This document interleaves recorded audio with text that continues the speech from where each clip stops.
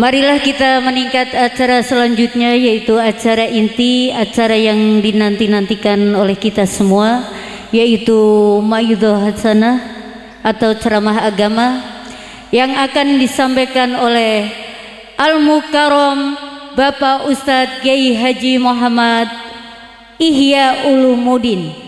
Dengan segala hormat kami persilahkan. Shallu ala Nabi Muhammad. Tala'al badru alaina min saniyanti wada wajaba syukru alaina madalillahi da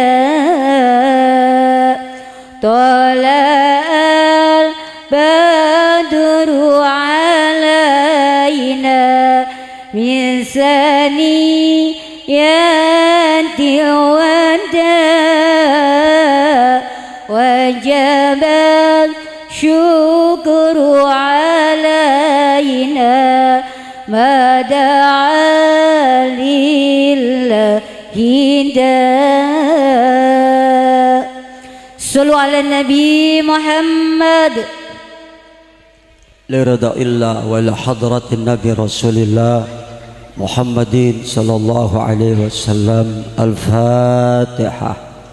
A'udzu billahi minasyaitonir rajim. Alhamdulillah.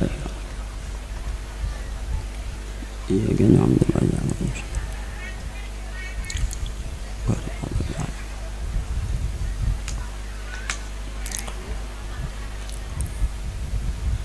Assalamualaikum warahmatullahi wabarakatuh.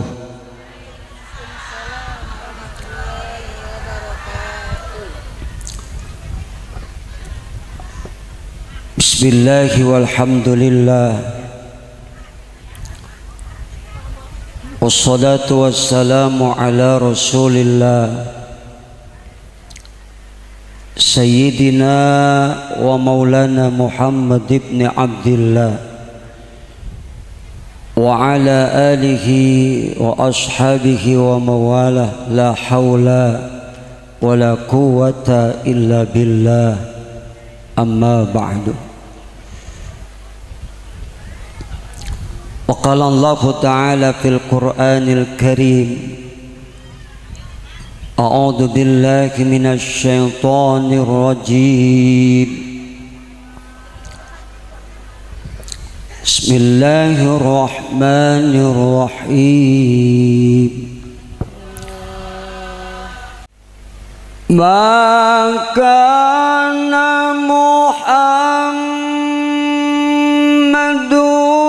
aba ahadin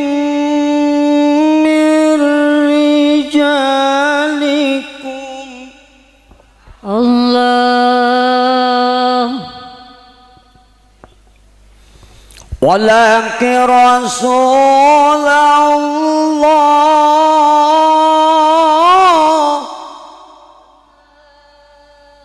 wa khataman nabiyyin.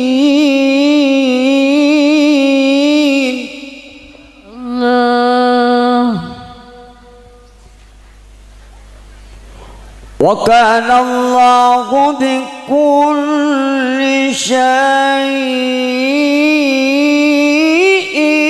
alima. Allah.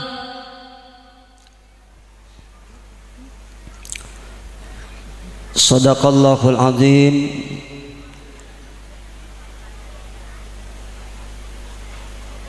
Al-Mukarramun segenap para alimil ulama, para guru, para masyayikh, para asatid, terkhusus guru-guru kita yang hadir di tengah-tengah kita. Al-Mukarram wal Muhtaram akhi fillah Ustaz Muhammad Baru, Mukarram Ustaz Ahmad Yusuf, Mukarram Ustaz Abdul Khair, Mukarram Kang Ustaz Ji Mahmud, dan Ketua Musalla akhi fillah Ustaz Andri Selamat, tentunya juga yang sama-sama kita hormati Ketua Panitia akhi fillah Ustaz Ainur Rafiq beserta seluruh jajaran panitia, segenap para tamu undangan, Mukarram Bapak Haji Mahfud Afandi, Mukarram Bapak Haji Iwan, Al-Mukarram Bapak Bos Atok, Al-Mukarram Bapak mantan lurah Bapak Haji Satim, Al-Mukarram Bapak Haji Tarsan, Al-Mukarram Bapak Ustadz Nabri, dan Ketua BPD Al-Mukarram Bapak Haji Mahmud, dan yang terhormat Ustadz Amin, Bapak Yanto, Bapak Sardi, dan Bapak Lurah, para tokoh agama, tokoh masyarakat, tokoh pemuda, tokoh adat, tokoh baju, tokoh celana, dan tokoh-tokoh yang lain.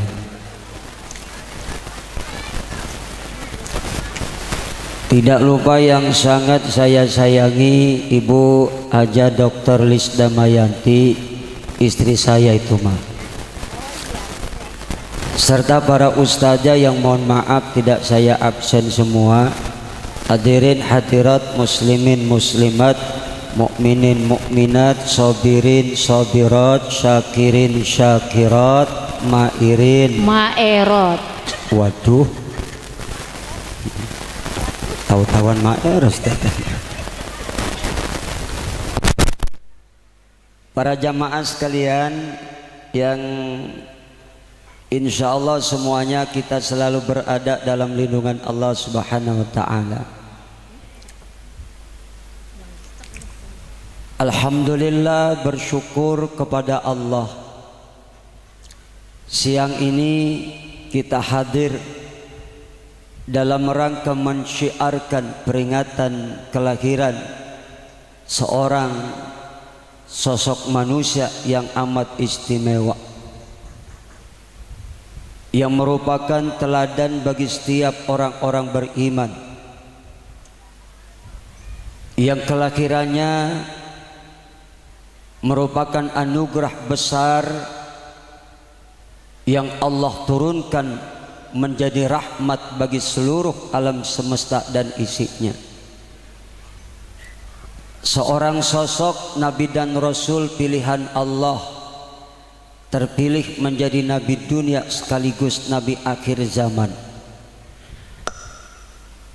yang telah mengubah masyarakat jahiliyah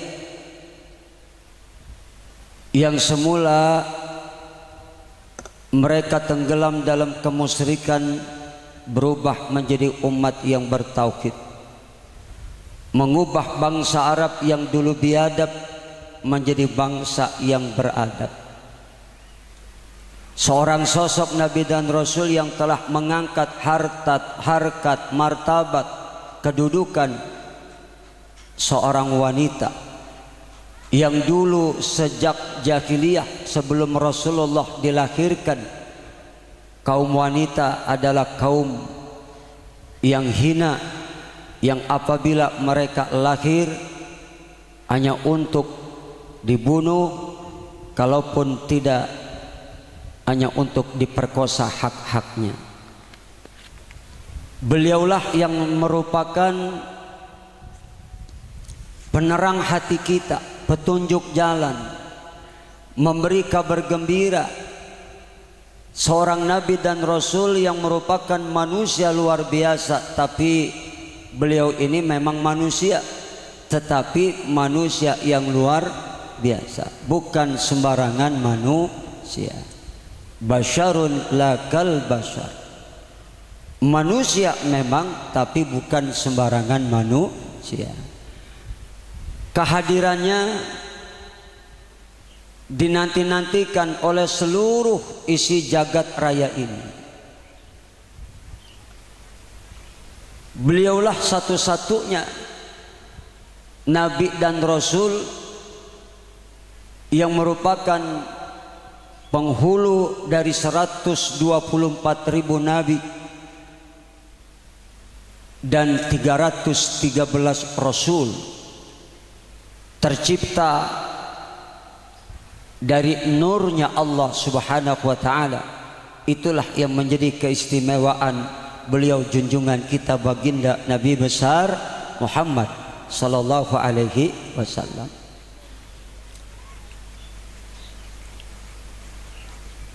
Syafaatul udma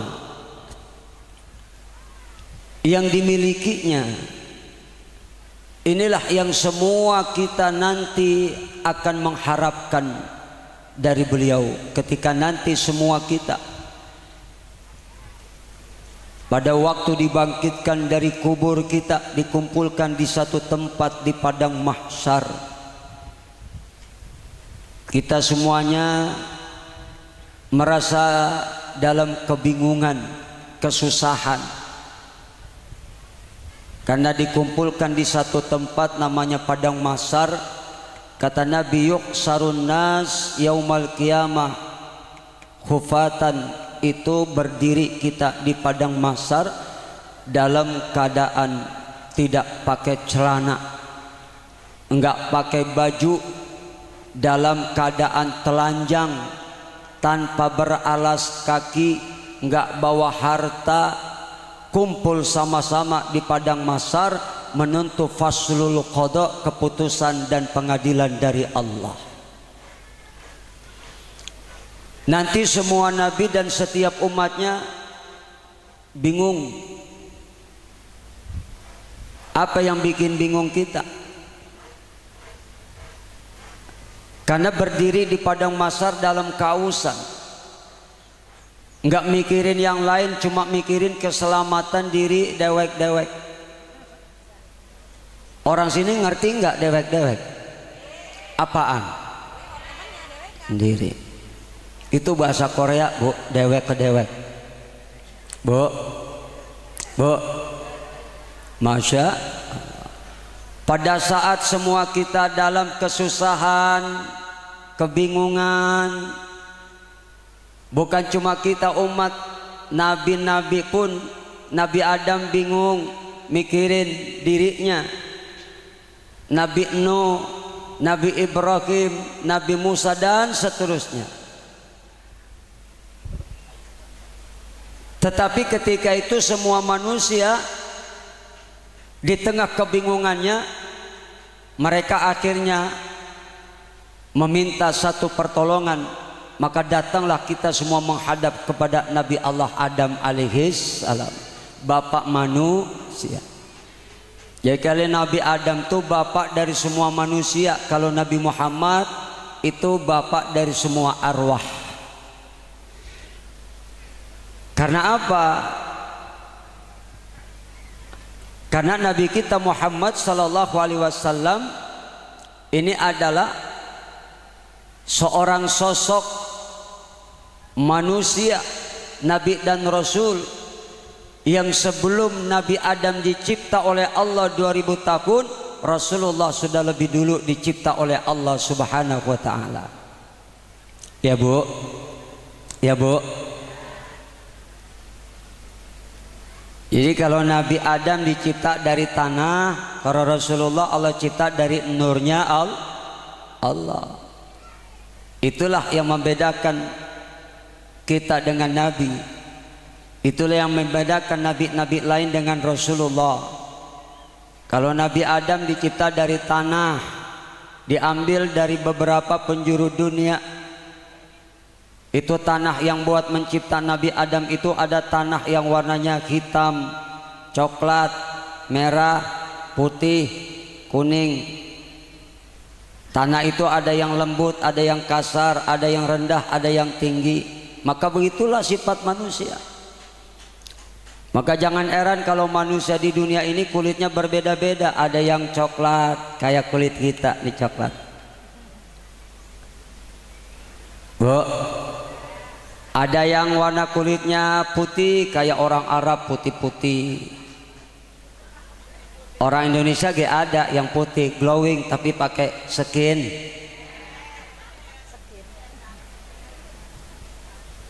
Ayo baik belanja di TikTok, apa baik dibeli. Skincare ini nggak cocok beli yang atu kagak cocok beli yang lain. Ayo baik beli skin. Sampai nenek-nenek gak ikut-ikutan pengen balik muda beli skincare. Amit-amit. Bu, apaan?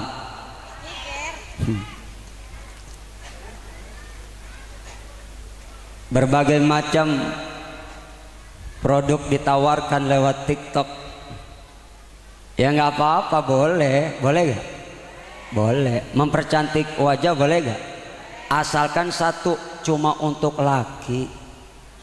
Pan yang kadang-kadang kita enak bu, begitu udah glowing, begitu udah cakep, dia foto, kemudian tuh foto dipasang di status, kemudian diobral, bukan untuk suami tapi untuk suami orang.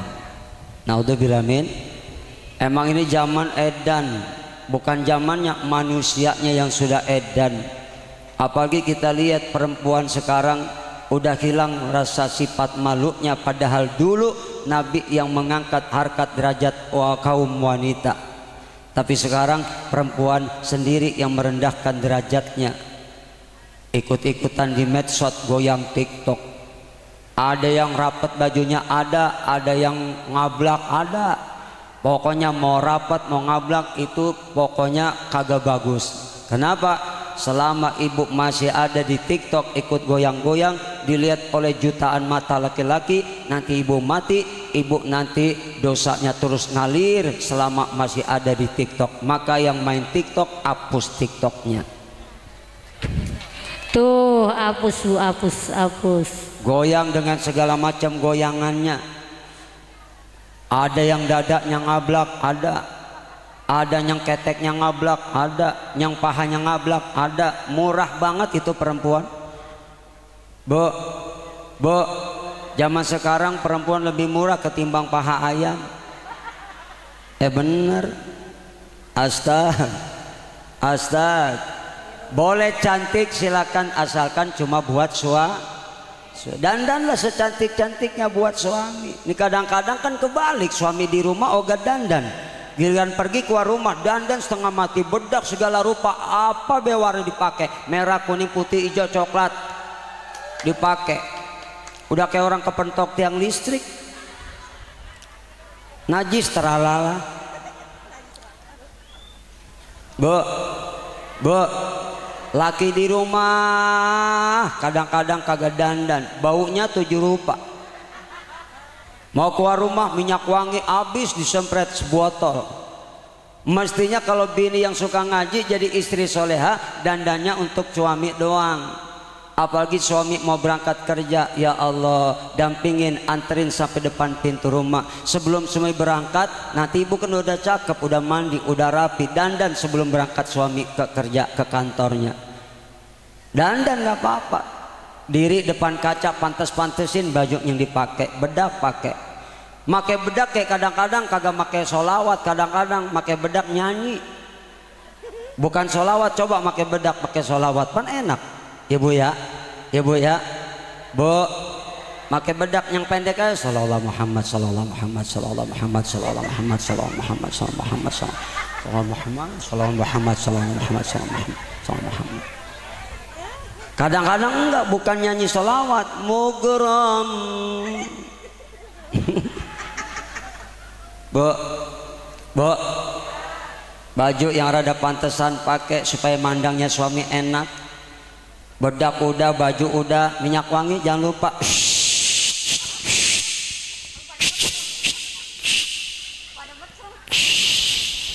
Habis. ganti yang baru.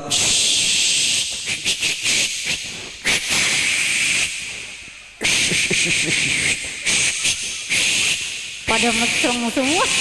Habis sebotol, bagian buat laki. Begitu minyak wangi habis sebotol, laki mau berangkat pamit kerja, pas cium tangan laki mabok. Minyak wangi sebotol. Amit.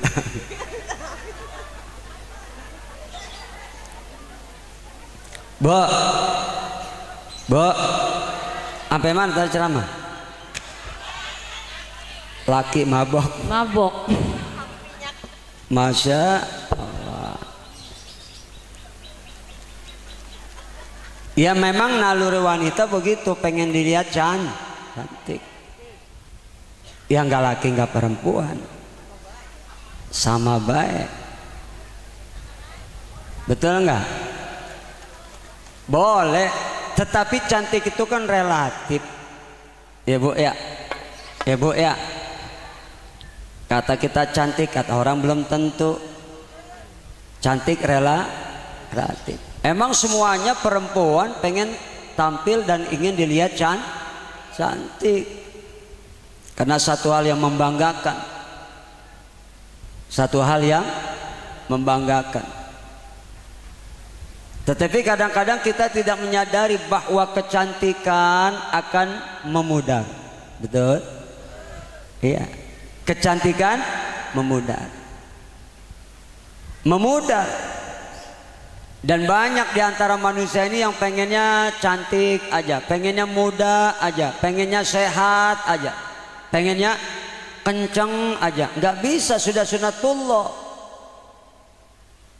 Yang muda berubah jadi tua. Dulu kan ini mak-mak nih, nenek-nenek muda-muda. Sekarang aja peot. Dulu mah kan cakep-cakep. Udah tua peot. Betul. Dulu waktu muda kenceng, sekarang kendor. Tuh. Masya. Begitulah manusia, pengennya muda terus. Kalau boleh mah muda terus. Kalau boleh mah kaya terus. Kalau bisa mah sehat terus. Betul. Betul. Tapi nggak bisa, sunatullah. Yang muda akan berubah menua. Yang sehat nggak sama sehat, tapi kadang-kadang juga sakit. Yang sakit pun nggak sama sakit, nanti juga pasti bakal sembuh. Yang kencang kulitnya nggak selamanya kencang, begitu makin tua makin kendor. Ya bu, ya bu, sunatullah yang berjalan di muka bumi. Nah karena itu kita semuanya bersyukur. Alhamdulillah. Ini tengah hari bolong siang-siang, yang enak makan lempengan waya gini di rumah, bari bekipas, bari tiduran. Ya bu ya, ini tengah hari begini, tengah hari bolong, panas, keringetan. Yang enak tuh di rumah, bari rebahan, ada kipas angin, pasang AC. Inilah sebuah bukti kalau kita memang merasa sangat mencintai Rasulullah. Ya bu, ada nggak rasa cinta di hati kita sama Nabi? Ada nggak? Nah, ini buktinya. Nggak peduli panas, nggak peduli keringetan. Ini salah satu bukti cinta kita kepada Nabi, karena memang cinta butuh bukti, bukan sekedar pengakuan belaka, butuh bukti. Dan salah satu bukti cinta kepada Nabi, kita menjadikan beliau sebagai pribadi untuk menjadi tolak ukur kita, menjadi rujukan kita, dan kita jadikan pribadi Rasulullah dan kehidupannya untuk menjadi suri tauladan kita dalam kehidupan kita sehari-hari. Karena memang Rasulullah diperintah Allah untuk jadi contoh. Kenapa jadi contoh? Maksum, walaupun manusia tapi nggak ada cacatnya, sempurna akhlak dan fisiknya. Rasulullah beda dengan kita, manusia biasa. Rasulullah manusia luar biasa. Kalau kita biasa di luar, bu, Rasulullah manusia luar, kalau kita biasa di luar. Ya sebenarnya sih Nabi sama kita bedanya dikit, Bu. Bedanya dikit. Kalau Nabi dikit-dikit sholat, kalau kita mah sholatnya dikit. Kalau Nabi dikit-dikit zikir, kalau kita mah zikirnya. Nabi mah dikit-dikit sodako, kalau kita mah sodakonya. Bu, Nabi mah dikit-dikit tahajud, kalau kita mah tahajudnya boro-boro kadang-kadang. Bangun malam kayak masuk kamar mandi, balik lagi. Ada yang model begitu. Yang mana dia? Yang pakai kudung merah.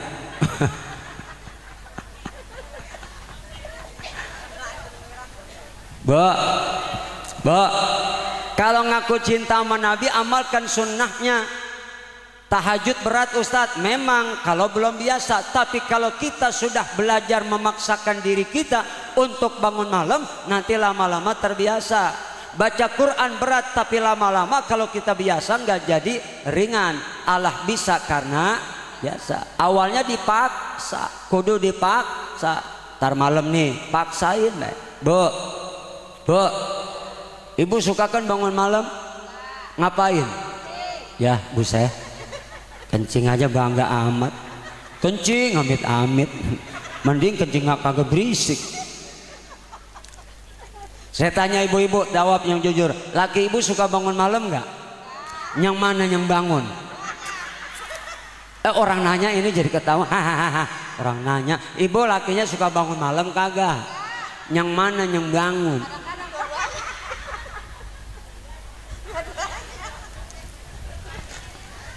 Kata aki-aki di pojokan, uawanya angun.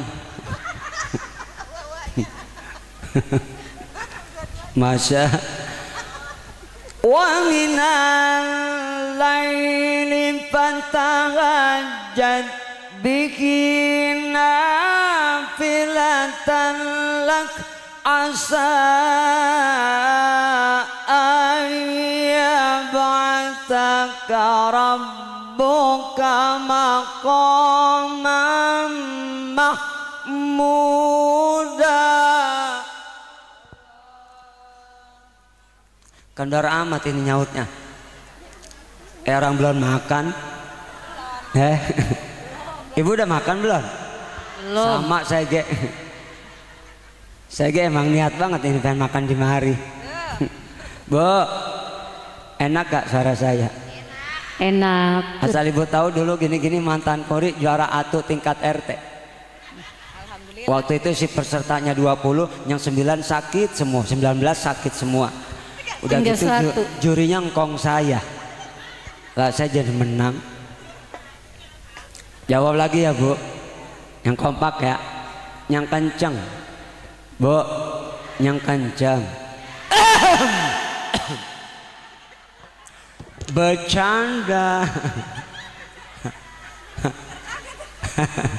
Bu, yang kenceng ya, jawab ya. Lah ibu saya tanya jujur, bu mau yang kendor apa yang kenceng? Kenceng. Tapi ngapa kendor amat? Nih bapak-bapak saya tanya, bapak-bapak ustadz masih pada kenceng? Kendor. Alhamdulillah, saya mah senang kalau dengar aki-aki bisa bilang kenceng, saya senang alhamdulillah. Senang saya kalau aki-aki masih kenceng. Bu, wa minal laili fatahajjad bihi nafilatan lak. Allah. Kepaksa. Takut laki pada kawin. Asa ayyab'atsaka rabbuka maqaman mahmuda. Allah. Nabi itu tahajudnya tiap malam bu, karena bagi Nabi itu wajib. Tahajud bagi Nabi wajib. Tapi kalau kita umatnya sun, kita kerjain dapat pahala, nggak dikerjain nggak apa-apa. Tapi walaupun sunnah, yuk kita berupaya amalkan. Pasti dijamin Allah angkat derajat kita. Udah pasti karena Allah yang janji. Beda dengan janji caleg-caleg. Kadang-kadang kan janjinya doang manis. Ntar kalau udah jadi pokoknya jalan beres. Ntar kalau udah jadi pokoknya ini pokoknya itu. Udah jadi mah lupa sama rakyat, kagak ingat. Iya kagak? Iya kagak? Kadang-kadang kebanyakan begitu. Bu, kalau Allah yang janji pasti, nggak pernah, nggak pasti. Pasti diangkat kalau kita tahajud, derajat kita diangkat oleh Allah. Kalau merasa hina Allah muliakan, kalau merasa susah Allah kasih kemudahan, kalau merasa sempit Allah kasih kelapangan, kalau kita miskin Allah kasih kaya, kalau udah kaya tambah insya. Ini kan pada pengen jadi orang kaya semua. Pengen nggak? Pengen nggak? Bohong kalau enggak, bohong. Karena setiap orang pasti pengen kaya. Semua, nggak ibu, nggak saya, semua kita pengen. Ibu pengen kaya nggak? Saya doain mudah-mudahan ibu di sini kaya semua. Terserah mau kaya apa terserah ibu. Saya mau nggak ikut campur dah. Asal jangan kaya monyet ya, Bo. Jangan kaya kaya babi. Naudzubillah min. Tapi yang enak jadi orang miskin. Kenapa? Nanti begitu kita di akhirat, setelah dihisab semua amal kita, nanti yang paling dulu dimasukkan ke surga oleh Allah adalah orang-orang miskin. Lah itu sekarang amin kencang banget. Pengen miskin rupanya. Nanti yang bakal dimasukin ke surga duluan, setengah hari sebelum orang kaya, orang miskin duluan. Kenapa? Karena orang miskin hisapnya lebih ringan ketimbang orang kaya. Nanti semua dihisap kita. Bangkit dari kubur, dikumpulkan di padang mahsyar. Ketika bangkit dari kubur, kondisi manusia beda-beda. Ada yang begitu dibangkitkan Allah dari kubur, dikecilkan oleh Allah sekecil semut, berdiri di tengah orang-orang yang tinggi besar. Kecil siapa mereka? Orang yang dulu merasa besar dengan kesombongannya, dikecilkan begitu bangkit dari kuburnya, kecil. Bu, maka kita jangan sombong-sombong. Sedikit saja ada sifat sombong lalu kita bawa mati dalam kekafiran. Sedikit saja ada sifat ujub di hati kita lalu mati dalam kekafiran. Maka intinya yang penting bu, dari semua ibadah yang disyariatkan Allah, tujuannya supaya kita dapat membersihkan. Karena hati ini raja, anggota tubuh mah prajurit. Prajurit mah bagaimana raja, hati ibarat raja. Inilah intinya manusia di sini. Manusia bisa baik bisa jahat, tergantung.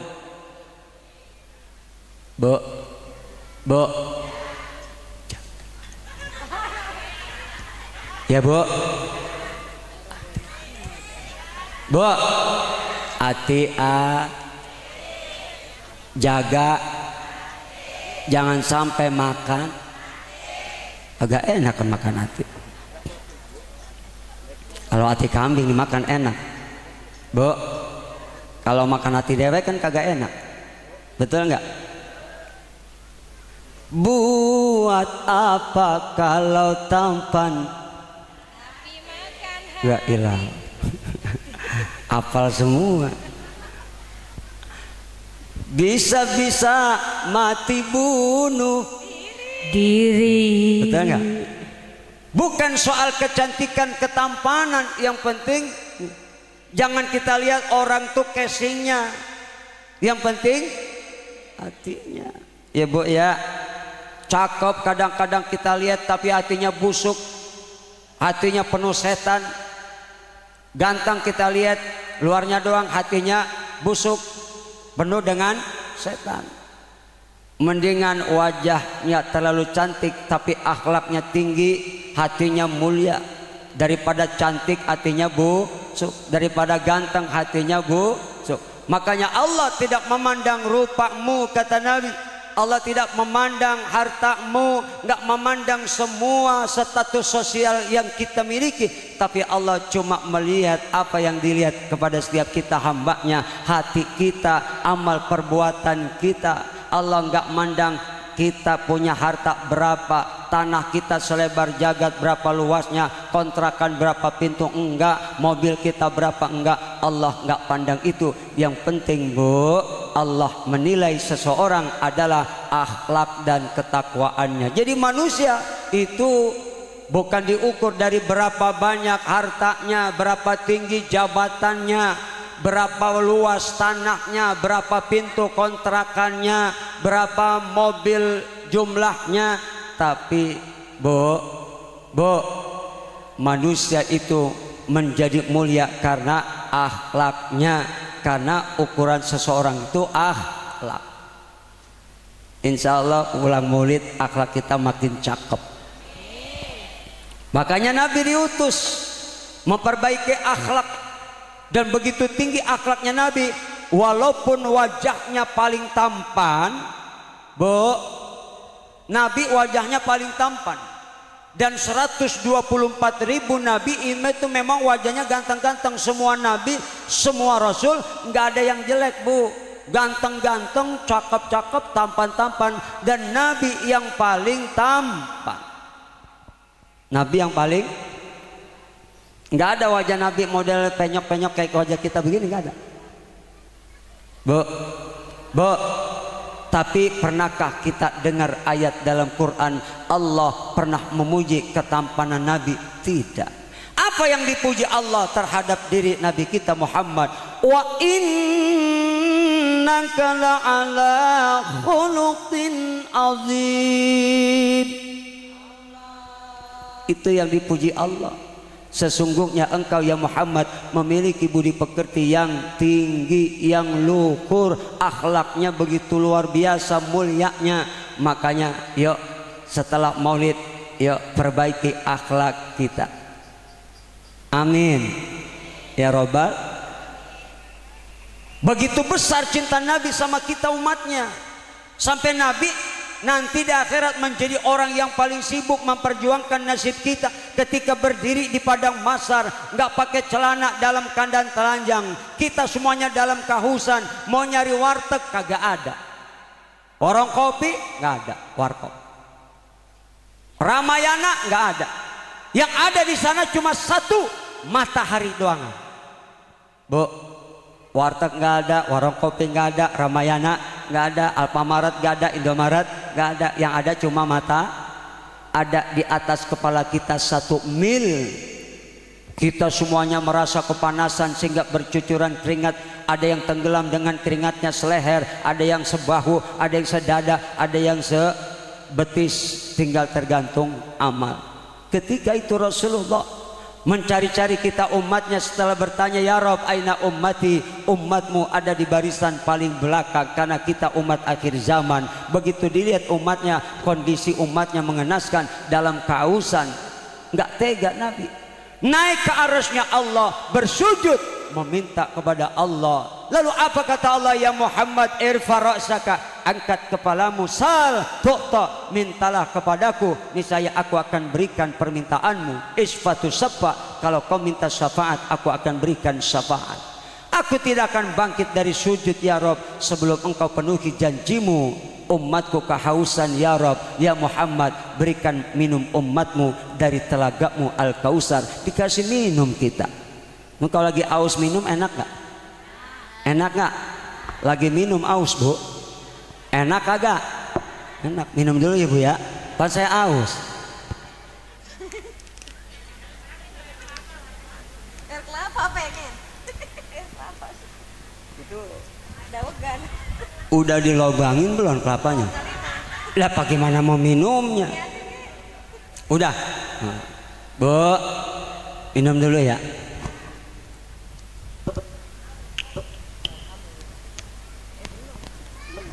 Tapi Bu, Nabi ngajarin akhlak. Walaupun kausan minumnya kudu pakai akhlak. Duduk, jangan berdiri. Megang tangan kanan, jangan tangan. Kalau mau minum, niat dulu, baru baca doa. Guru saya mengijazah Syekh Abdul Qahar, kalau mau makan mau minum, niat nawaitu an asyraba. Kalau minum, nawaitu an akala. Kalau makan, nawaitu an asyraba liquwatil iman wal islam wal ibadah wal syifa'il amrad wal aujatil adsam lillah. Aku niat minum untuk memperkuat imanku dan Islamku, untuk mengobati penyakit dan membuat perut kenyang. Kemudian Bu, baru kita mengucap bismillahirrahmanirrahim, minum.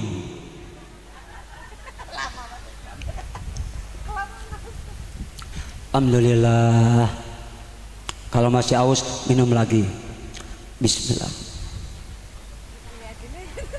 Alhamdulillah. Kalau masih aus, minum lagi. Bismillahirrahmanirrahim. Alhamdulillah. Itu cara minum yang benar tuh begitu. Kan beda kalau setan mah nggak pakai akhlak, dia mah minum. Makanya jangan diturutin cara minumnya setan. Bu, kalau setan minum, Bu, berdiri, megang tangan kiri, begitu mau minum kagak niat, kagak doa, langsung setan. Setan tuh.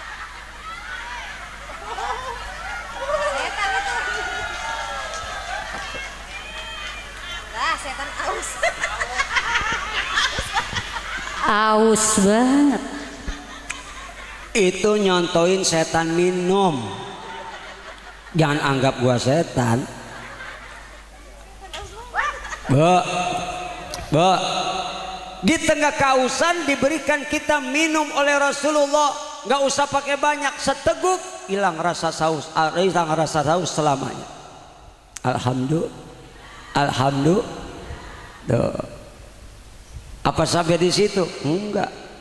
Rasulullah menjadi orang yang pertama melintasi titian Shiratal Mustaqim. Begitu sampai depan pintu surga, Rasulullah lihat umatnya yang berjalan di atas sirat, nggak tega karena dilihat ada yang kecebur ke neraka. Macam-macam kondisinya. Rasulullah berdoa, ya Rabb, salim, salim, salim, salim, selamatkan umatku, selamatkan umatku. Didoain sama Nabi. Tapi ada juga yang begitu berjalan di atas sirat, ada yang kecebur. Itu begitu jurang jatuh ke jurang neraka, itu dalamnya Bu perjalanan 70 tahun dari titian sirat sampai ke dasar neraka, itu perjalanan 70 tahun. Bu, ada yang nanti jalannya di atas sirat kayak angin, nyampe langsung.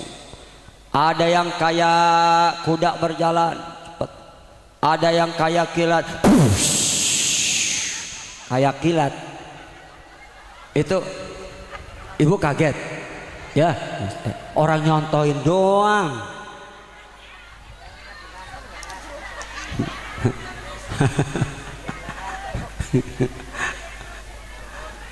Bu, ada yang udah mau nyampe kontoroh depan pintu sorga, dikit lagi mau nyampe udah di kontoroh, dibalikin Allah, kecebur ke jurang neraka. Kenapa? Itu orang yang kata Nabi, atadruna manil muflis, tahukah kalian siapa orang yang bangkrut nanti di akhirat? Jawab sahabat, orang yang usahanya bangkrut. Bukan.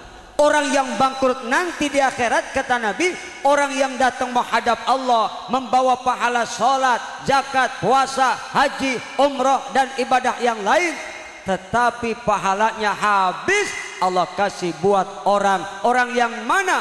Orang yang pernah dijolimin ketika dulu di dunia dengan ucapan dan perbuatannya. Na'udzubillah min.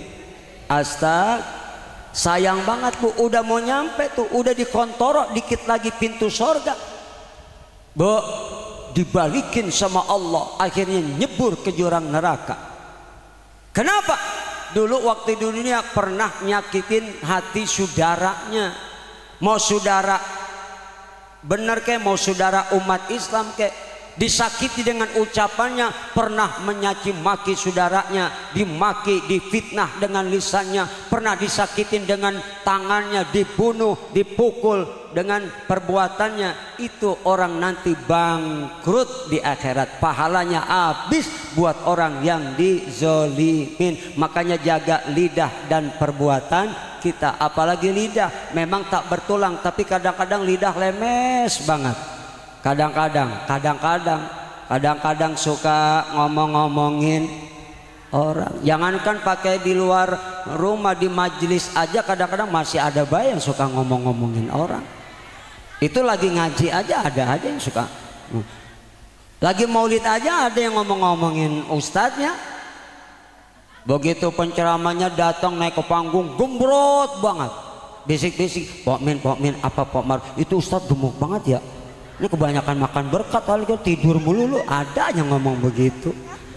Begitu penceramahnya datang naik ke panggung, kurus banget, cuma selembar, andai kata ketiup angin roboh. Ada yang ngomongin, tuh ustadz kurus amat ya, mungkin bininya galak kali, ada yang begitu. Naudzubillah min. Kadang-kadang baru belanja kagak sadar ngomongin tetangganya. Pokmar apa pokmin, aji dulu dia mah kayak miara tuyul. Ada baik. Kadang-kadang di pengajian aja masih ada yang suka ngomongin yang ngaji juga.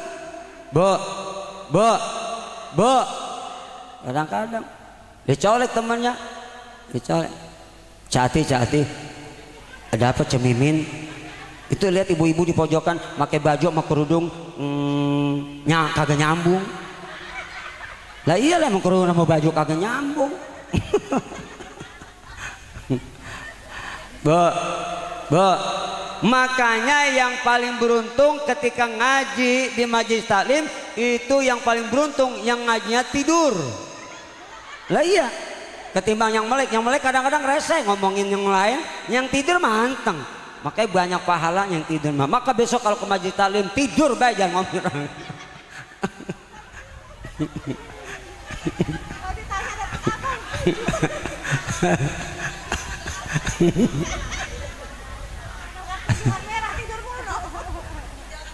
Astaga. Bo, jaga ucap. Jangan suka berkata kasar, kotor. Apalagi kalau udah ribut rumah tangga, brengsek lu, monyet, anjing, babi, semua binatang keluar. Naudzubillah min. Jangan suka mencaci maki orang lain, saudara kita, apalagi memfitnah, apalagi menggibah. Padahal memang dilarang sama Nabi. Lah oma aja nyanyiin kita tuh. Mengapa kau suka membukakan aib sesama, kesana kemari kau cerita keburukannya, semut yang di seberang lautan tapi gajah di pelupuk mata. Ah keterlaluan. Kalau oma kalau nyanyi pasti ada e-nya, tapi kita denger enak. Beda sama ibu mencret. Bo, astag. Itulah kondisi nanti keadaan kita semua di padang mahsyar. Rasulullah nggak tega lihat umatnya yang kecebur ke jurang neraka. Rasulullah naik lagi ke aras, minta kepada Allah, bersujud dengan isak tangis yang lama. Nggak tega. Akhirnya Nabi pun berdoa, lihat umatnya yang ada di jurang neraka. Ya Rabb, selamatkan umatku yang di dalam hatinya masih ada iman walau seberat biji korma. Diangkat lewat syafaatnya Nabi, masukin sorga. Ya Rabb, selamatkan umatku yang di dalam hatinya masih ada iman walau seberat biji sawi. Masih diangkat juga dari neraka, dimasukin sorga. Apa sampai situ? Enggak, ngedoa lagi. Ya Rabb, selamatkan umatku yang ketika dulu mereka di dunia enggak punya amal, tapi pernah mengucap kalimat La ilaha nggak punya amal, rupanya bajingan tengik. Sholat kagak, mabok iya, minum sampahnya, bulunya, martini, vodka, AO, mensen, topi miring, brandy, whisky, heroin, morfin, putau, sabu-sabu, petidin, amfetamin, simidin, sididin, habis ditenggakin. Jablay mana aja habis dimakan. Rampok, begal, bunuh, bajingan tengik, kagak punya amal, tapi pernah mengucap la ilaha, masih dikasih syafaat oleh Rasulullah, diangkat dari neraka, masukin surga. Inilah syafaatul uzma. Begitu besar cinta Nabi sama kita umatnya. Sekarang kita tanya, kita cinta nggak sama Nabi, Bu? Seberapa besar cinta kita sama Nabi? Kalau Nabi saja sampai segitu besar cintanya, ayo kita buktikan. Makanya Imam Ali Zainal Abidin mengatakan bahwa bagi tanda-tanda para pecinta Nabi dan mengaku ahlu sunnah, minimal itu buktikan cinta sama Nabi, membaca sholawat sehari semalam minimal 300 kali minimal. Kalau kita ngaku cinta amanah, sholawat banyakin, lebih dari 300. Bu, pokoknya bari ngapain aja Bu, sholawat. Bu, bari masak Pak Ustadz boleh kagak dilarang? Boleh nggak? Ih bari numis kangkung. Salatullah salamullah ala toha rasulillah. Salatullah salamullah ala yasin ala yasin habibillah. Itu berkah tumis kangkung disolawatin Bu. Laki pulang kerja makan sampai nambah 3 piring saking laparnya. Alhamdulillah bari nimang-nimang anak solawatan. Kadang-kadang anak ditimang bari nyanyi lagunya nggak semenggak. Anak siapa lah, udah tahu anak dia pakai anak siapa. Bagus itu bayi kagak bisa ngomong. Kalau kata bisa jawab tuh anak bayi, anak elu itu kagak bisa ngomong tuh bayi. Udah tahu emang anak dia pakai anak siapa. Bu, banyak sholawat. Mau yang panjang silakan, yang pendek silakan. Sholawat Jibril. Ini sholawat Jibril paling banyak dibaca oleh nabi-nabi dulu. Kalau menghadapi musuhnya ketika perang, mereka bersolawat. Nabi Samuel, Nabi Samson, Nabi Armia, dan nabi-nabi yang lain kalau mau perang baca sholawat. Sampai tentara Islam yang dipimpin Panglima Besar Salahuddin Al-Ayyubi ketika berhadapan dengan tentara Romawi, mereka bersolawat kepada Rasulullah, dapat meraih kemenangan. Sholawat itu ganjarannya dunia akhirat, 30 dunia, 70% di akhirat. Maka kata Nabi, siapa yang banyak sholawat, amarallahu jami'a khalqihi antastaghfira ba'da mamati. Siapa yang banyak sholawat kepadaku, Allah perintah semua isi langit dan bumi untuk memintakan ampun setelah nanti kita mati. Kan kita semua bakal mati ini nanti. Iya kan? Dunia makan sebentar Bu, cuma sebatas umur. Ya kan Bu? Iya. A'maru ummati baina sittin was sab'in. Rata-rata umur umatku kata Nabi cuma sampai sekitaran 60 sampai 70. Bu, kalau orang dulu, nabi-nabi dulu memang panjang-panjang. Nabi Adam umurnya panjang, badannya gede tinggi, maka umatnya pun gede tinggi. Bu, dan Nabi kita umurnya ketika meninggal dunia 63 tahun, maka umur kita umatnya rata-rata segitu, 60 sampai 70. Ada yang udah ya lewat 63 itu dapat bonus. Alhamdulillah. Ya Nabi meninggal umur 63 tahun. Makanya kalau ada nih yang sekarang udah umur 62 tahun 11 bulan, siap-siap. Makan jangan pakai mantang-mantang, apa begares sudah. Ya Bu ya, apa begares sama tetangga kudu baik, sama saudara kudu baik, masa apa udah baik minta maaf, tinggal dikit lagi. Tapi kan namanya umur nggak gitu, ya Bu ya. Kadang-kadang yang sakit engkongnya, yang mati cucunya. Umur tuh. Kadang-kadang masuk rumah sakit, bininya 2 minggu pulang sembuh sehat, yang mati lakinya. Ada yang begitu? Ada. Emang mati datangnya mendadak, kita nggak tahu. Sifatnya unik. Uniknya apa? Malam ngobrol ke tetangga. Kita lihat duduk berlima, berempat, bertujuh. Pagi-pagi tahu-tahu mati. Ada yang begitu? Biasa. Atau sebaliknya sore ngobrol, malamnya jiun. Mati juga. Ada yang begitu? Biasa. Yang luar biasa, sorenya mati, malam ngobrol sama kita. Itu yang luar biasa tuh. Pernah belum nemuin begitu? Jangan memedi, Bu. Makanya kita jangan dunia lah ini jadikan ladang akhir. Nanti kalau di sono tes tukar. Ayo aja Bang. Di akhirat udah nggak bisa minta tolong sama siapa-siapa, Bu. Yang hanya bisa nolong kita amal kita. Betul. Makanya dunia ini terbatas dengan umur. Jadikan sebagai ladang untuk kita bercocok tanam. Apa yang kita tanam kebaikan, maka di sana kita dapat balasan kebaikan. Yang kita tanam kejahatan, dapat azab yang pedih dari Allah Subhanahu. Naudzubillah min. Maka buktikan cinta Nabi, pertama banyak sholawat. Yang kedua, buktikan cinta Nabi, jaga warisannya. Apa? Warisannya apa? Warisan Nabi Al-Quran dan Sunnah.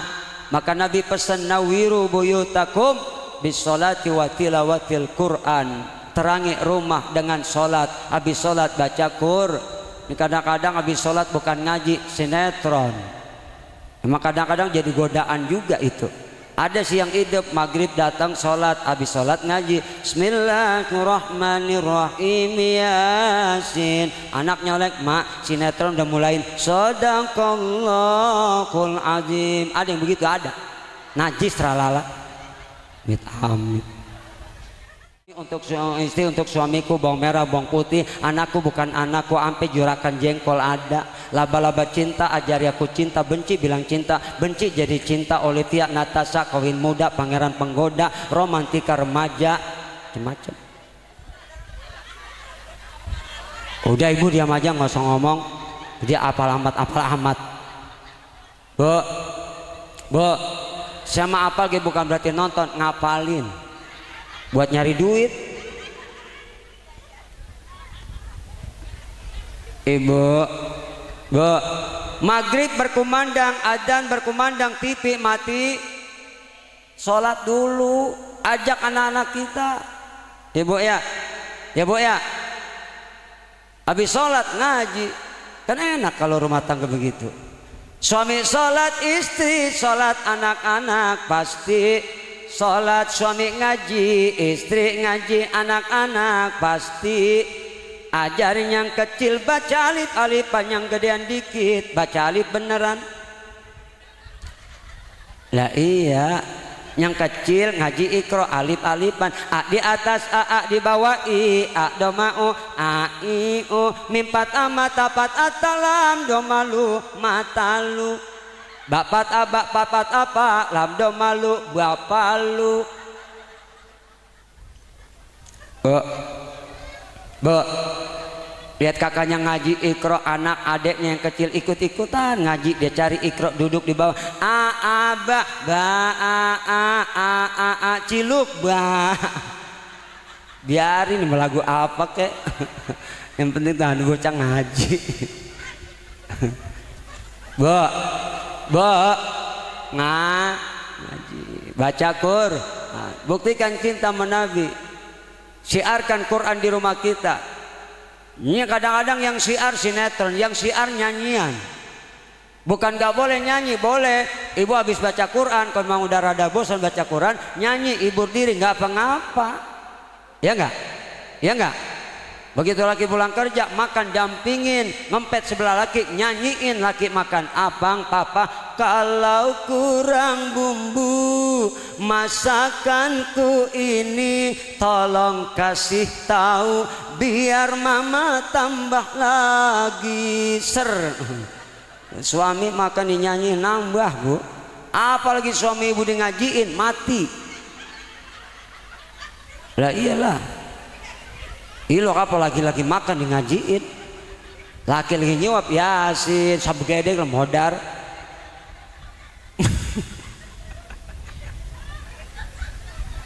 Gak apa-apa nyanyi, silakan. Nyanyi itu seni, seni indah, tanpa seni panterasa hampa. Betul gak? Boleh nyanyi, boleh datang ke karaoke, datang ajak laki, ajak anak karaoke sono. Yang kagak boleh karaokean nama jablay, Bang. Yang kagak boleh. Lah ajak bini karaoke, anak nyanyi bareng-bareng, boleh. Boleh kagak? Boleh. Bu. Dulu di zaman Nabi ada orang hajatan. Begitu hajatan, rupanya ada semacam hadroh begini zaman dulu. Ya Bu, ada yang nyanyi. Siti Aisyah pengen lihat, boleh sama Nabi? Boleh gak? Boleh. Jadi nyanyi silakan. Yang penting Bu, jangan lupa ngaji. Ini kebanyakan nyanyi, ngaji kagak. Bu, seniin indah, tanpa sini terasa hampa. Tapi sekarang kan lagu dangdut udah terasa tidak indah karena penyanyinya kadang-kadang bikin brengsek. Dia naik panggung, celananya ketat, rok pendek, kakinya diangkat salon, ya goyang Bu, mati-matian Bu. Lah laki ibu nonton ngap-ngapan, mati-matian. Gajis banget itu penyanyi. Ada yang begitu, ada. Lakinya siapa? Bu, mula-mula Inul Daratista goyang ngebor, Inul lengser ut naik goyang ngecor. Nisa Bahar goyang, patah-patah Dewi Persik goyang, gergaji Leli Ajis goyang, bulldozer Wawa Marisa goyang, koplo Nita Talia goyang, Ebo Tita Rizky goyang, Dadak Begetariasi goyang, vibrator Sari goyang, kula-kula Saskia Gotik goyang, Itik Sahrini goyang, Morina Cita-Cita Tak goyang, Dumang Dua Serigala goyang, dribble Rita Ratu Tawon goyang, esek-esek layang belum ada goyang, nyungsep.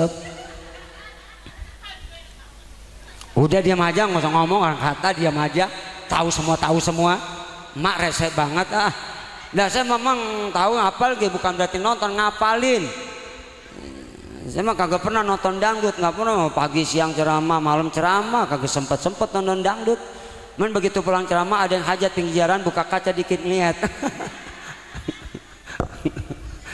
Bu, buktikan cinta. Yang kedua, banyakin baca Qur.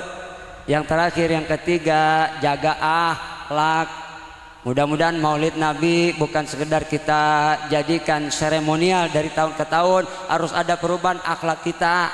Ibu ya, rumah tangga ada akhlak, laki bini ada akhlak. Ibu laki duduk, ibu lewat aja, diajarin dalam kitab.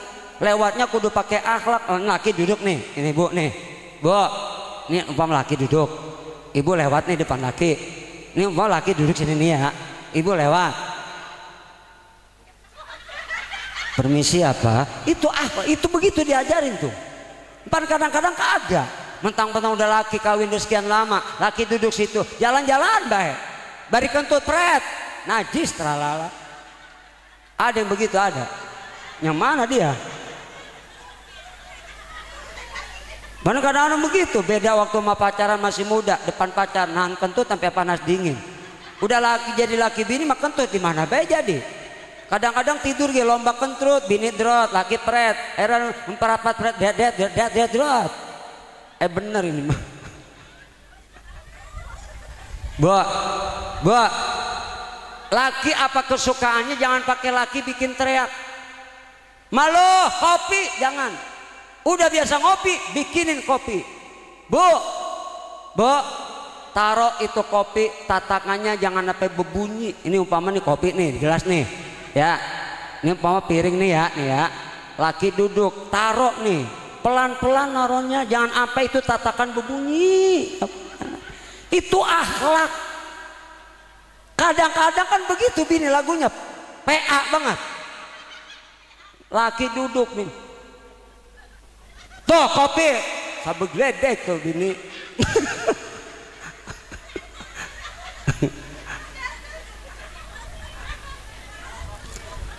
Kudu pakai akhlak. Makanya bini-bini zaman dulu tuh akhlaknya cakep.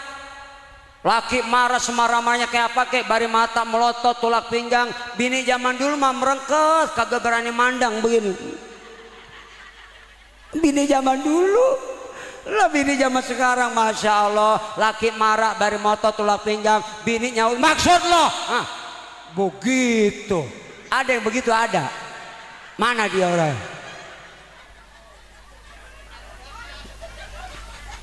Bu, ada akhlak. Lah Nabi ngajarin kita manggil bini, manggil laki, Nabi ngajarin.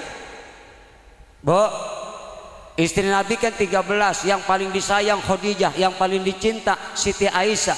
Siapa yang istri Nabi paling cemburu? Siti Aisyah. Wajar kalau bini punya cemburu, karena Siti Aisyah aja itu saking cemburunya, andai kata telur ditaruh di dadanya itu telur mateng saking cemburunya Siti Aisyah tuh. Bu, tapi Siti Aisyah dipanggil Nabi nggak pernah manggil nama. Aisyah, selalu Aisyah dipanggil mesra. Dan julukannya Kumairah, iya Kumairah yang pipinya kemerah-merahan, karena memang saking putihnya tuh pipi, kulit merah merona, apalagi kena matahari, masya Allah enak lihatnya. Asli tapi merahnya beda. Perempuan sekarang beda, penuh kepalsuan. Bibir merah palsu, pipi merah palsu, bulu mata lentik palsu, alis mata kerang palsu, pantat gede busa. Kelakuan bini zaman sekarang.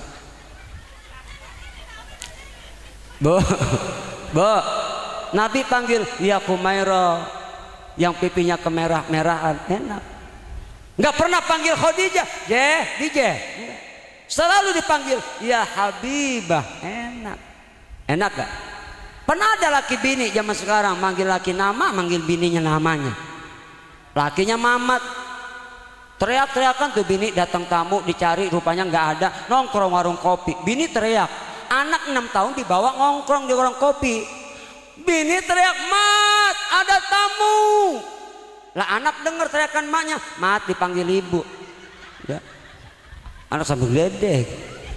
Emak nggak bener ngajarin. Coba kalau mama, papa, enak gak?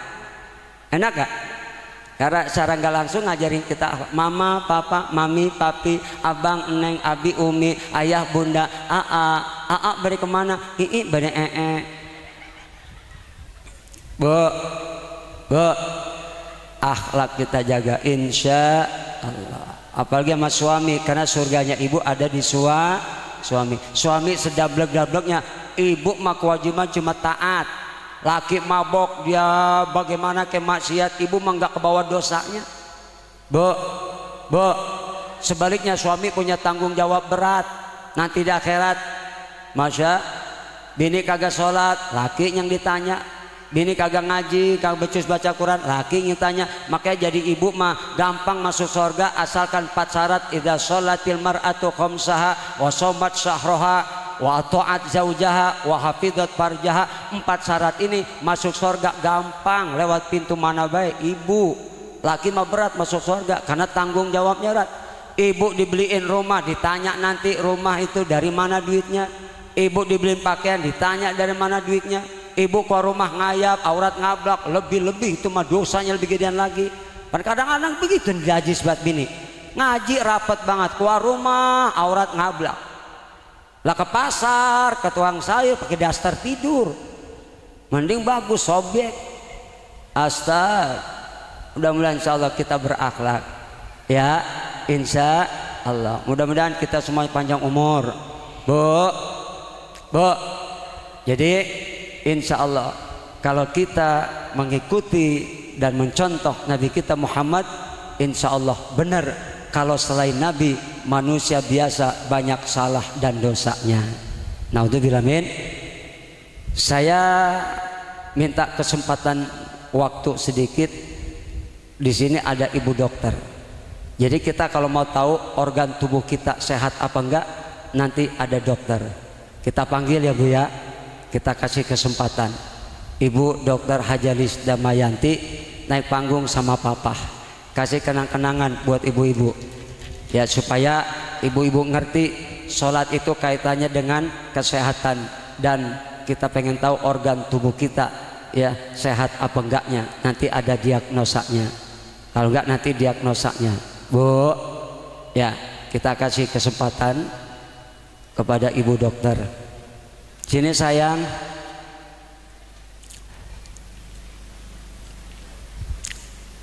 Jadi kalau diagnosa ini akurat Bu, seperti kita ke rumah sakit.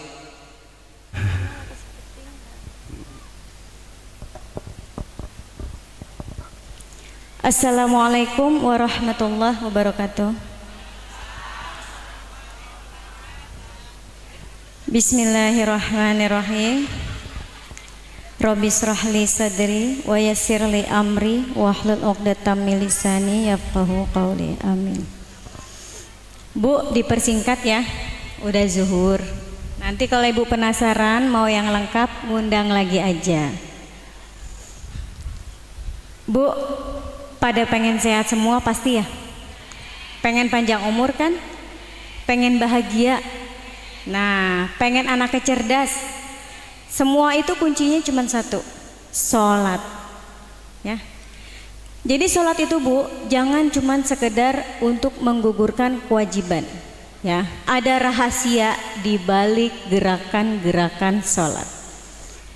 Rahasia supaya sehat, panjang umur, bahagia, sukses ya. Sholat yang kayak gimana? Sholat yang benar semua gerakannya, sholat yang benar paham semua maknanya. Di sini ibu-ibu coba udah pada paham semua belum? Semua arti dari bacaan-bacaan sholat. Nah, udah umur segini belum paham semua makna bacaan sholat? Nggak usah ngerasa malu, nanti belajar lagi ya Bu ya. Kalau ibu-ibu taklim pengajian tuh yang dibahas biasanya akhlak ya Bu ya, jarang yang bahas tentang sholat. Padahal Bu, sholat itu utama, yang paling istimewa. Ibadah-ibadah yang lain itu semuanya diperintahkan lewat malaikat Jibril yang nyemuin Rasulullah. Tapi sholat, Rasulullahnya yang dijemput langsung menghadap Allah. Istimewa ya. Ternyata Bu, istimewanya itu luar biasa ya. Kita bahas dari mulai niat ya Bu ya. Baru kita niat, kita berdiri lurus ke arah kiblat, kaki kita napak sejadah, napak lantai. Di situ udah mengaktifkan sel-sel di tubuh kita yang rusak ya, subhanallah. Sel-sel yang udah mati ditumbuhkan lagi yang baru. Baru niat, dan itu bisa meluruskan tulang, langsung meredarkan peredaran darah lancar, menghancurkan lemak-lemak dalam darah. Subhanallah. Jadi Bu, kalau ibu sholat dinikmatin, benar-benar dinikmatin, karena ada hadiah yang besar setelah sholat. Abis niat kita baca doa iftitah. Jangan ditinggalkan doa iftitah, karena itu langsung membuka langit ya. Setelah itu baca Al-Fatihah. Pahamkah arti dari Al-Fatihah? Maknanya ya, kita kalau baca Al-Fatihah jangan sampai salah tajwid Bu. Salah tajwid aja udah merubah artinya. Salah huruf, salah sidah, panjang dan pendek harokatnya, salah kita baca udah beda arti. Contoh, iyyaka na'budu wa iyyaka nasta'in, pakai sidah. Iyyaka na'budu wa iyyaka nasta'in artinya hanya kepada Engkau lah kami menyembah, dan hanya kepada Engkau lah kami memohon pertolongan. Tapi kalau ibu baca, Papa anginnya ke sini dah, Mama nyesek. Anginnya tolong ke sini.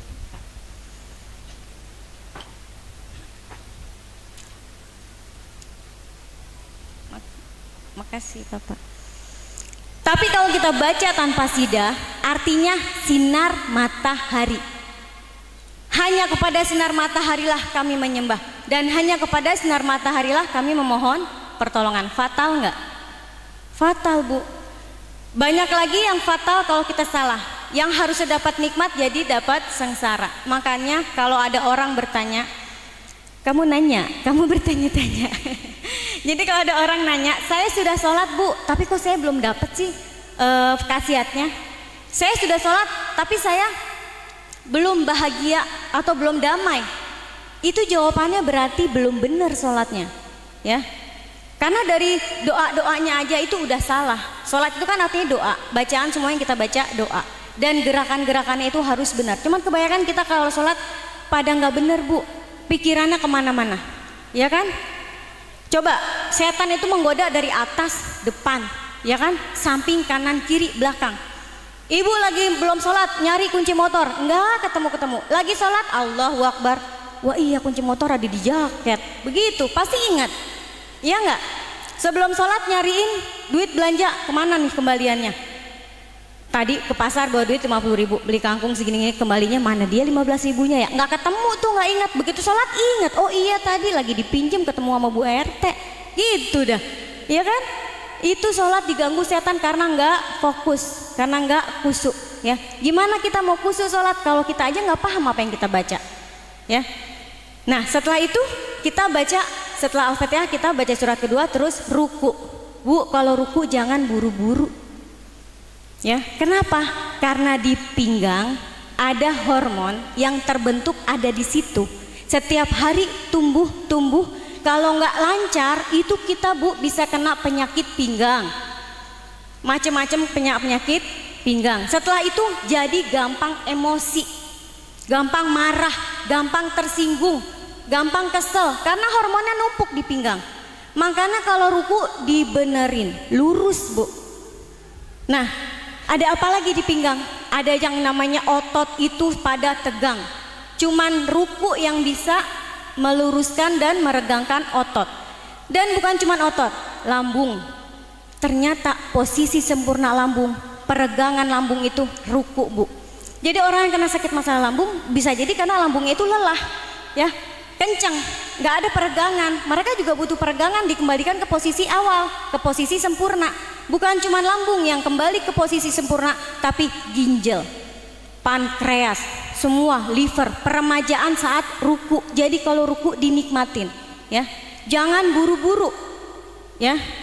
Bisa menyembuhkan saraf kejepit, encok, segala macam jenis pinggang. Dan yang paling utama buat laki-laki itu bisa mencegah dari prostat, ya, dan penyakit-penyakit laki-laki yang lain. Kalau untuk kita Bu, perempuan itu paling sering kena yang namanya penyakit PMS, pramenstruasi sindrom, ya kan? Gampang kesal, dikit-dikit gampang marah, itu karena ketidakseimbangan hormon yang tadi di pinggang itu Bu.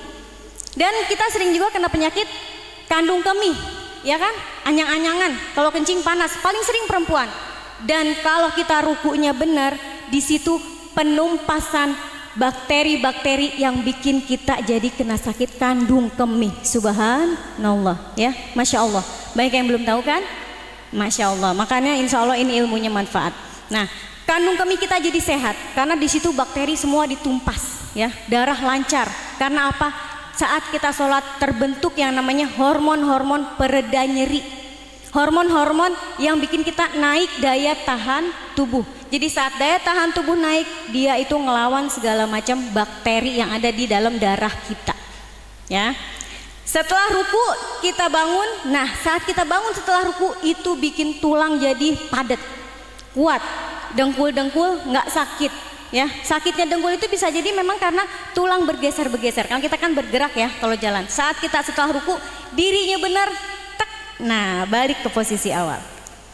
Setelah itu sujud. Sujud ini Bu yang banyak banget khasiatnya, yang kalau misalnya saya jelasin satu-satu nanti selesainya asar, ya. Nah, salah satu yang paling penting itu terutama buat kepala kita. Insya Allah bisa terhindar dari stroke.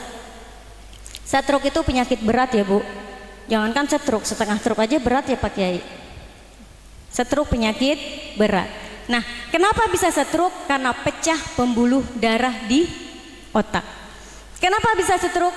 Karena penyumbatan pembuluh darah ke otak. Kenapa bisa stroke? Karena penyumbatan pembuluh di leher. Ya. Dan saat sujud sempurna aliran darahnya. Ya, kenapa? Jantung berada di posisi sempurna untuk memompa darah dan oksigen ke kepala. Ya. Saat kita bergerak, semua kita bergerak, itu darah aja, jantung banyak yang nggak kuat memompa sampai ke kepala. Jadi cuman sujud yang bikin jantung kuat memompa darah ke kepala. Ya. Jadi kalau sujud jangan buru-buru. Subhanallah. Darah belum sampai ke kepala, baru sampai sini kita udah bangun lagi. Belum sampai ke sini lagi atau turun lagi ke jantung, kita udah sujud lagi. Duduk berdiri, itu yang bikin vertigo juga. Pala muter. Ya, 7 keliling, ya kan? Itu yang bikin sakit kepala. Lama-lama seperti itu setiap hari, akhirnya di sini terjadi pembengkakan karena nggak lancar, akhirnya pecah jadi stroke. Ya Bu ya. Kalau sujud dinikmatin. Subhana rabbiyal a'la wa bihamdih, jantung baru mompa sampai sini. Dinikmatin lagi. Subhana rabbiyal a'la wa bihamdih, baru sampai sini. Nikmatin lagi. Subhana rabbiyal a'la wa bihamdih, sempurna sampai sini. Ya. Lamain sedikit, tambahin. Ya muqallibal qulub sabit qalbi ala dinik. Lagi sampai 3 kali. Karena ini butuh dimasukin, ya. Setelah darah masuk ke sini, butuh turun lagi ke jantung. Jadi dinikmatin lagi. Robbik firli. Udah paham artinya semua, Bu? Paham semua artinya yang kita baca Robbik firli? Kenapa dibaca panjang? Karena memang darahnya butuh waktu buat balik lagi ke jantung. Jadi jangan buru-buru. Robbik firli warhamni wajibuni warfani warjukni wadini wafini wafuani. Mau kemana lah, itu darah juga keder. Ya, butuh sampai ke jantung lagi. Nikmatin. Di situ doa untuk kita, minta diangkat derajat sama Allah, minta diampunin dosanya sama Allah, minta dimaafin. Jadi dinikmatin, hayatin, Bu. Ya. Setelah itu kita juga ngasih kesempatan darah buat turun lagi. Dinikmatin. Robbik firli warhamni wajburni warfa'ni warzukni wahdini wa'afini wa'fani. Sampai sini lagi. Nikmatin lagi sujudnya. Butuh lagi masuk darah oksigen. Masuk oksigennya dari mana? Nih, kalau kita bernafas seperti biasa, kita sedang berjalan, sedang apapun, bernafas itu Bu masuk cuman 1 liter oksigen. 1 liter oksigen. Tapi saat kita sujud terus kita bangun, itu darah masuk 5 oksigen masuk 5 liter. Subhanallah, 5 liter. Dari bacaannya huruf hames yang kita baca. Kalau kita belajar tajwid kan ada huruf hames ya Bu. Ada berapa Bu huruf hames? Ada berapa? Hah? Nggak tahu huruf hames? Padahal huruf hamas itu Bu yang kita keluarkan beserta racun dalam mulut kita, dalam nafas kita, karbon dioksida. Setelah kita mengeluarkan huruf hamas, masuk oksigen 5 liter. Huruf hamas nanti belajar lagi, ada 10. Ta, ta, ha, he, fa, kaf, ya. Penting banget. Ya, jadi kalau kita baca subha, tuh hamas ya Bu. Sub, sa, sin, sa, shin, itu kita baca selalu. Subhana rabbiyal a'la wa bihamdih. Nah, keluar tubuh racun, jangan salah. Semua ada maksudnya. Subhana rabbiyal a'la wa bihamdih. Keluar lagi racun. Subhana rabbiyal a'la wa bihamdih. Masuk oksigen 5 liter, duduk. Nah, sampai ke otak. Subhanallah. Nah, saat kita duduk setelah sujud ada lagi Bu khasiatnya. Kalau kita sujud, kan tumit kita nih, tumit kita ini nyentuh pantat sebelah kiri bagian belakang. Di situ ada kelenjar keringat yang kalau tersentuh jadi lancar, dan bertemunya paha dengan lipatan paha dengan betis yang bisa mencegah kita dari berbagai macam keropos tulang. Subhanallah, bisa mencegah dari penyakit pengapuran. Ya, kelenjar keringat itu kalau nggak disentuh, emang ibu mau urut setiap hari ini dipegang-pegang? Kan nggak mungkin. Ya, yang pasti itu kena tumit kita tersentuh kelenjar keringat. Dan saat berdiri, saat kita duduk, jempol kita berdiri tegak, posisi sempurna, itu akupunktur dari jempol kita itu buat ke kepala, mata, buat ke jidat, buat ke kuping, semua sempurna ada di situ ujungnya. Makanya gerakan sholatan nanti dibenerin lagi. Kalau ngajarin anak gerakannya sholatnya dibenerin lagi. Dan kalau anak sholatnya bener itu dijamin cerdas dan berakhlak baik. Karena apa? Ada hormon berbahaya yang tumbuh pada saat anak usia 7 sampai remaja. Itu hormonnya itu meledak. Makanya mereka banyak yang nakal, liar, serba ingin tahu ini itu. Banyak remaja yang hamil duluan karena hormon meledak. Dan cuma sholat yang bikin hormon itu seimbang. Cuma sholat yang bikin hormon seimbang. Makanya Allah itu cinta dengan anak-anak dan remaja yang tumbuh menjadi dewasa, menjadi anak baik. Makanya Rasul bilang kalau anak 7 tahun gak sholat harus Nah, karena apa? Itu saat hormon terproduksi secara melimpah. Ya. Dan setelah kita selesai sholat, salam, itu peregangan leher kita, penyempurnaan buat semua penyumbatan yang ada di leher. Setelah selesai sholat, hadiah nggak selesai sampai situ aja. Selesai sholat, kita terbuntuk hormon. Hormon pereda nyeri alami. Jadi yang sakit jangan tinggalin sholat. Makanya sholat banyak cara. Nggak bisa berdiri, tidur, duduk, miring, pakai gerakan-gerakan mata. Karena apa? Karena sholat itu nggak boleh ditinggalin. Dan itu caranya pereda nyeri alami. Subhanallah. Ya, ada contohnya nggak? Sayyidina Ali bin Abi Thalib dulu pernah tertusuk anak panah di betis, Bu. Kalau langsung ditarik pasti robek, parah, ya kan? Pasti hancur itu betisnya. Dan dulu belum ada suntik pereda nyeri. Jadi kalau dalam zaman dulu perang itu ditarik ya berdarah-darah dan sakit. Tapi apa kata Sayyidina Ali? Cabut anak panahku saat aku sedang sholat. Ternyata penjelasannya karena saat sholat itu terbentuk pereda nyeri alami, Bu. Subhanallah, ya. Dan masalahnya itu ada di betis di sini tembus sampai ke tulang. Jadi kalau mau dicabut harus dipatahin dulu ujung anak panahnya. Jadi harus didorong lagi sampai tembus ke depan. Didorong, ya, dipatahin baru ditarik. Diapain, Bu? Didorong, dipatahin, ditarik. Bukan diputar, dijilat, dicelupin, ya. Jadi didorong. Nah, setelah itu sholat ditarik sama sahabat-sahabatnya. Apa kata beliau? Sesungguhnya sakitku sudah reda. Subhanallah, ternyata penjelasannya karena memang terbentuk pereda nyeri alami. Ya. Setelah itu apalagi? Hormon di tubuh kita sempurna. Semua hormon kalau nggak sempurna jadi penyakit. Kalau untuk anak-anak itu bisa banci atau jadi lesbi. Jangan salah, banci dan lesbi itu karena hormon yang nggak seimbang. Sebenarnya kalau banci atau lesbi, tomboy, itu terbentuk saat hamil, Bu.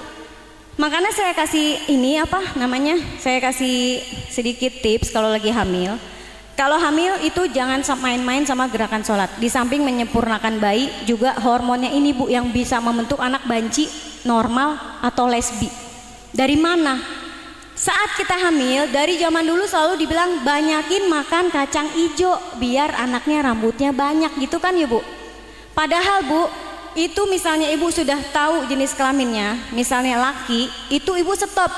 Udah zaman sekarang USG semua ya.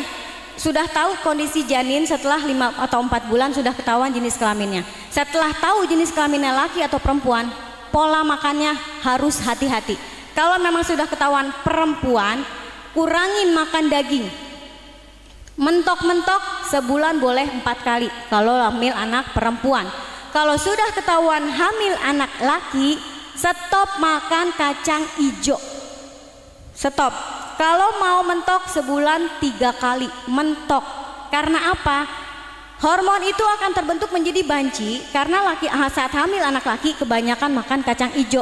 Kacang ijo itu banyak hormon progesteron untuk perempuan. Jadi kalau banci itu kelebihan hormon perempuan, kalau tomboy lesbi itu kebanyakan hormon laki-lakinya. Jadi kalau hamil hati-hati cara pola makannya. Nah, cuman sholat yang bisa bikin hormon seimbang. Jadi anak ibu kalau nggak mau banji atau lesbi, pertama sholatnya harus dibenerin. Yang kedua pola makan. Bagaimana kalau udah ngondek? Bagaimana kalau udah lesbi? Bagaimana kalau udah tomboy? Bisa diobatin dengan cara makannya dibenerin. Kalau anak-anak perempuan kira-kira kelihatan tomboy, udah kasih stopin makan daging. Jadi harus dikasih makan banyak kedelai, ya. Sebulan bisa 4 atau 6 kali. Kalau emang anak-anak ngondek yang laki, kasih makan daging sebulan 8 kali. Atau kalau nggak mau ribet, beliin kapsul spirulina, ya. Kalau memang sudah ada yang kelihatan, karena sekarang saya perhatiin tuh apalagi di medsos ya, anak perempuan aja sudah banyak yang tomboy. Terus anak laki banyak yang udah ngondek, Bu. Padahal masih SD. Ya, itu karena pola makan, kesalahan pola makan. Udah gitu nggak diajarin sholat lagi. Ya, sudah sampai sini dipahami insya Allah ya tentang sholat, bahas bab sholatnya selesai. Kita percepat, nanti ngundang lagi aja, nanti full. Nah, sekarang saya kasih hadiah lagi. Hadiahnya itu berupa diagnosa penyakit. Yang mau tahu sehat atau enggak organ dalamnya itu bisa dilihat dari telapak tangan. Ayo lihat telapak tangan masing-masing. Lihat telapak tangan masing-masing, kanan kiri oke, sama aja. Ya. Satu, yang telapak tangannya merah sampai telapak tangan dan ujung-ujung jarinya merah itu artinya kolesterol. Jangan ngeliatin telapak tangan orang, Bu, telapak tangan sendiri aja. Yang merah kolesterol. Dua, yang telapak tangannya warna putih pucat artinya kurang darah, anemia, HB-nya rendah. Ya, sudah. Yang ketiga, yang tangannya mengkilap licin seperti habis kena minyak, mengkilap licin, itu asam urat. Asam uratnya tinggi. Sudah. Yang keempat, yang mau tahu jantungnya sehat atau enggak, lihat jari tengah. Kalau jari tengahnya lurus, nggak ada bengkok kanan kiri depan, itu artinya jantungnya sehat. Yang jari tengahnya lurus, sehat. Kalau jari tengahnya itu bengkok, selain keseleo dan bawaan lahir ya, itu artinya jantungnya bermasalah. Bisa ada pembengkakan, bisa ada penyumbatan, bisa katup, bisa ritme. Kalau jantung saya ritmenya selalu nggak beraturan, Bu. Kalau deket kiai, ya. Nah, udah. Sekarang yang mau tahu ususnya bersih atau kotor, lihat telapak tangan. Lihat garis-garis yang ada di telapak dan garis-garis yang ada di sela-sela jari. Lihat garisnya, coba fokus. Yang garis-garisnya itu warnanya gelap, coklat, hitam, artinya ususnya kotor. Hati-hati bisa kena kanker. Ya, ususnya kotor. Kalau garis-garisnya putih bersih artinya ususnya bersih. Ya, sekarang ginjal. Ginjal sehat atau enggak? Kalau buat perempuan ada di sini lihatnya. Kalau laki-laki nanti ada di kuku. Perempuan dulu. Coba ibu-ibu fokus lihat bawah jari di sini.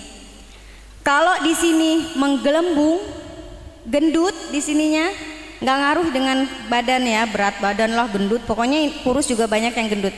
Gendut di sini di bawah artinya ginjalnya bengkak atau kerendam air karena kebanyakan minum es atau tidur ber-AC atau kipas angin atau tidur di bawah atau kebanyakan minum soda.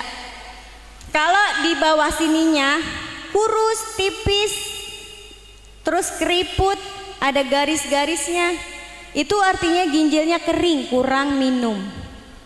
Nah, itu kalau untuk perempuan. Kalau untuk laki-laki, cara cek ginjalnya sehat ada di kuku. Coba lihat kuku masing-masing. Yang laki, kuku di bawah jari jempol ada garis putih seperti bulan sabit. Kalau bulan sabitnya itu cuma ada di jempol, itu artinya ginjalnya sehat 100%. Tapi kalau sudah ada bulan sabit di jari telunjuk, tengah, manis, apalagi kelingking, itu ginjalnya sudah sangat berbahaya. Hati-hati gagal ginjal. Kuku kanan untuk ginjal kanan, kuku kiri untuk ginjal kiri. Nanti ibu lihat suaminya. Kalau sudah ada, itu bisa diperbaiki sebelum sampai ke kelingking 9 jari. Ya. Diperbaikinya dengan cara minum air kelapa selama 21 hari tanpa putus. Setelah 21 hari bisa dikurangin, boleh seminggu 3 kali, seminggu sekali ya. Terus yang kedua, sering-sering bikin jus melon dikasih lemon. Itu untuk peremajaan ginjal. Dan yang ketiga, jangan jauh-jauh dari habatus sauda, karena ginjal butuh habatus sauda biar tetap bagus ginjalnya ya. Nah udah, satu lagi yang buat perempuan khususnya ini, lihat jari kelingking. Perempuan lihat jari kelingking masing-masing. Kalau jari kelingkingnya lancip seperti pensil, lancip seperti ujung pensil, berarti ada masalah rahim. Ya, bisa miom, bisa kista. Ya, ada masalah di rahim. Yang lurus biasa aja berarti rahimnya sehat. Ya. Nah, kalau untuk anak-anak, coba sering-sering dicek kukunya. Kalau di kukunya ada bintik putih, itu artinya anak kita kurang gizi. Dicek pola makan dan jajannya di sekolah. Kalau ada bintik putih di kuku anak kita, artinya kurang gizi, kurang zinc ya. Kalau untuk ibu-ibu ada titik putih di jarinya atau ada bulan sabit di kukunya, itu berarti hormon nggak stabil, haid nggak lancar, nggak sesuai jadwal, dan nggak bahagia dalam rumah tangganya, banyak ngerengket. Nah, hati-hati buat ibu-ibu yang suka nangis, suka ngeluh, itu bisa kena sakit kanker. Karena saat menangis, saat mengeluh, itu kanker akan ngumpul, aktif. Makanya jangan banyak nangis, jangan banyak ngeluh. Kalau ada ibu-ibu yang sering curhat, gak usah diterima curhatannya. Salah kalau dibilang keluarin aja biar plong, keluarin aja biar tenang. Salah. Selain jadi ajang gibah dosa, jadi ajang pengumpulan sel kanker. Jadi kalau ada teman-teman ibu yang suka curhat, bilangin gini aja, udah benerin aja sholatnya. Karena kalau orang sholatnya bener, dijamin udah nggak ada masalah. Kenapa? Ada saraf langka di sini, nggak semua orang aktif. Orang non muslim sarafnya nggak aktif. Saraf apanya? Saraf damai. Cuma orang muslim yang saraf damainya itu aktif karena sujud. Jadi orang Islam jarang terjadi yang namanya berita bunuh diri. Kebanyakan orang-orang non muslim, kenapa? Karena nggak ada yang damai. Damai itu didapetin saat sholat. Ya, buat ibu-ibu, ya, buat ibu-ibu yang tadi ngerekam, boleh buat konsumsi pribadi aja, jangan diupload karena saya anti medsos ya. Ya, udah saya tutup. Subhanakallahumma wa bihamdika asyhadu an la ilaha illa anta astaghfiruka wa atubu ilaih. Bil hidayah wa taufik. Wassalamualaikum warahmatullahi wabarakatuh. Waalaikumsalam warahmatullahi. Terima kasih Bu Dokter, semoga ilmunya manfaat, semoga kita semua sehat, panjang umur. Liridhaillah. Al-Fatihah. Alhamdulillah. Iyyaka na'budu wa iyyaka nasta'in. Shiratal mustaqim.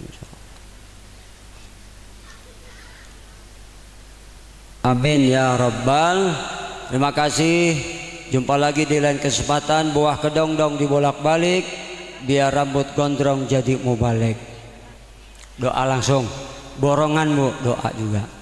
Ayam pitik dimakan tikus, tikusnya naik loteng. Siapin plastik, kalau berkat udah ada langsung bungkus. Ustadz Ainur Rafiq, nanti pulang saya tenteng. Bukan bilangin, mengingetin. Yuk kita doa sama-sama, angkat tangan. Semoga insya Allah dikabul oleh Allah. Amin ya Rabbal Alamin. Alhamdulillahi Rabbil Alamin. Hamdan yuwafi ni'amah wa yukafi'u mazidah. Ya Rabbana lakal hamdu kama yanbaghi li jalali wajhikal karim wa 'azimi sultanik. Allahumma salli ala Sayyidina Muhammad wa ala ali Sayyidina Muhammad.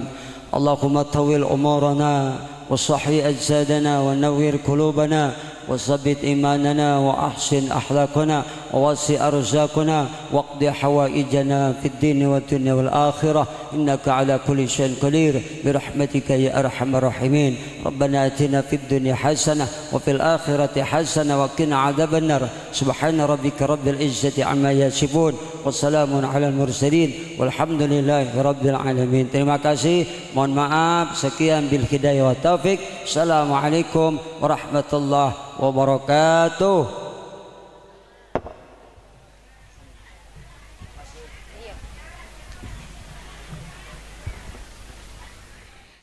Bapak Kiai Haji Muhammad Ihya Ulumuddin atau yang kita kenal Bapak Ustadz Joko Tinggir, terima kasih ilmunya, semoga bermanfaat dunia akhirat.